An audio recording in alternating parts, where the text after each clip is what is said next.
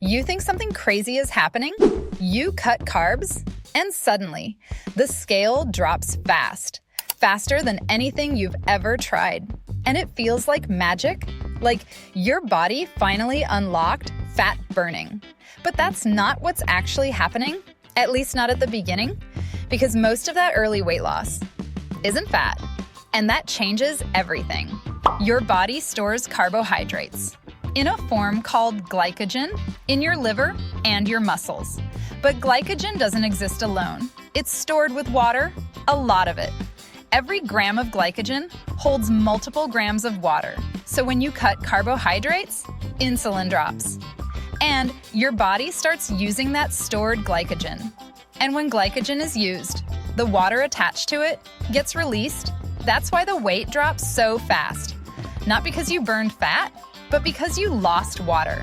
And this is where most people get it wrong. They think this is working perfectly. So they double down, push harder, expect the same speed, but that phase doesn't last. Because now your body is running out of glycogen and it needs another fuel. That's when the real shift begins. Your body increases fat breakdown. Lipolysis goes up.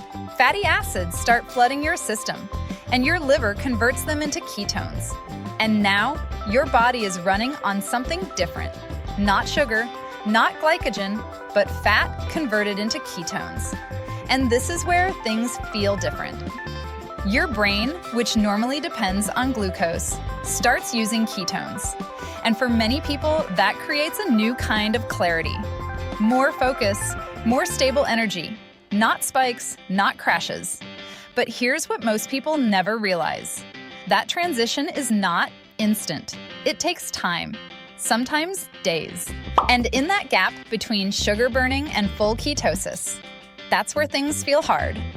Low energy, brain fog, cravings.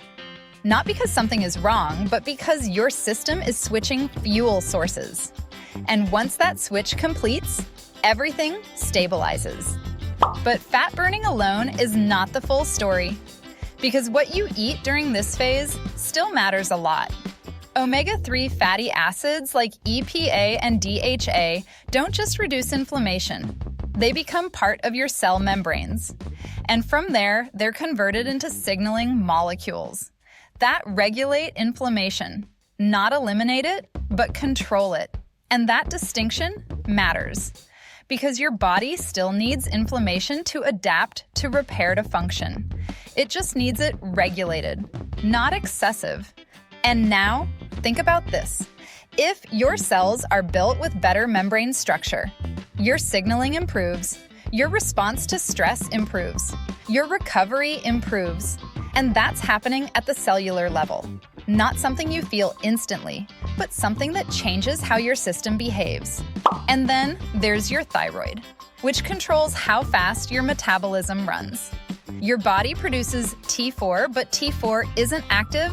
It has to be converted into T3, the form that actually controls your metabolism. And that conversion depends on selenium. Without enough of it, that process slows down. And when that slows down, your metabolism doesn't respond the way you expect. So, even if you're eating less or burning fat, your system may not accelerate the way you think it should. And that's where people get confused. They blame calories or effort, when the real issue is biochemical conversion. And then there's your brain, because this isn't just physical. Taurine, an amino compound, interacts with your nervous system by supporting GABA activity, which is your calming signal. It reduces excitability, helps stabilize your brain. And that's why some people feel calmer, sleep better, handle stress differently. During this kind of dietary shift, not because of willpower, but because neurotransmission changed. And this is where the biggest mistake happens. People focus only on fat loss and ignore muscle, because in a calorie deficit, your body can also break down muscle, unless you give it a reason not to. That reason is protein. Adequate protein maintains amino acid availability and reduces muscle breakdown. So while your body is burning fat, it preserves what you actually need. And this is the real difference. between losing weight and maintaining structure. Because without protein, you don't just get leaner, you get smaller, weaker, less stable. And this is where everything connects. Your weight drops first because of water. Then your metabolism shifts because of fuel switching. Then your cellular signaling changes because of nutrients. Then your brain adapts because of neurotransmitters. And finally, your body decides what to keep and what to break down. And that decision depends on what you give it. So no, that rapid drop in the beginning wasn't pure fat loss. It was your system resetting. Losing stored water, switching fuel, reorganizing internally. And once you understand that, you stop chasing speed and start understanding process.